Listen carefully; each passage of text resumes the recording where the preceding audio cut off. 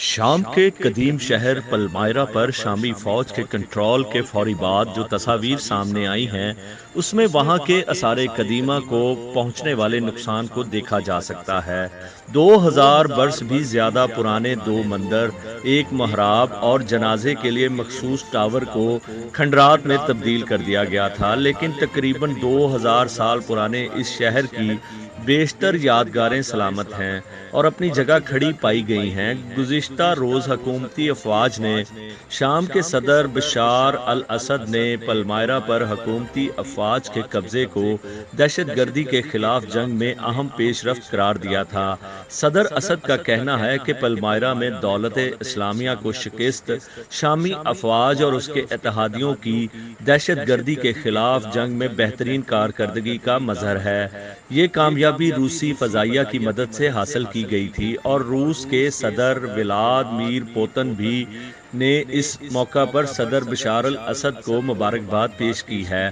پلمائرا کے میوزیم کے داخلی دروازے کا ایک مجسمہ جو تباہ شدہ حالت میں پایا گیا، شام میں محکمہ آثار قدیمہ کے سربراہ مامون عبد الکریم کا کہنا ہے کہ حکام کو وہاں زبردست تباہی کی توقع تھی لیکن ویسا نہیں ہوا۔ انہوں نے خبر رساں ادارے AFP کو بتایا کہ وہاں کی زمین کی تزئین کاری کا بیشتر حصہ اچھی حالت میں ہے۔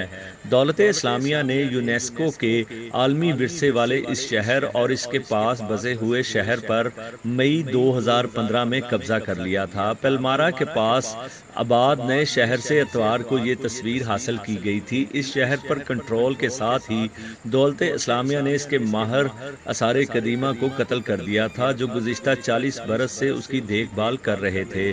حکمت عملی کے اعتبار سے پلمائرا دارالحکومت دمشق اور مشرقی شہر دیر الزور کے راستے پر حکمت عملی کے اعتبار سے بڑی اہم جگہ پر واقع ہے۔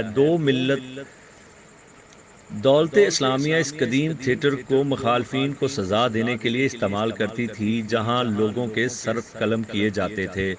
دولت اسلامیہ نے اس پر قبضہ کرنے کے بعد ہی بہت سے قیمتی یادگاروں کو تباہ کر دیا تھا جس کی عالمی سطح پر سخت مذمت کی گئی تھی۔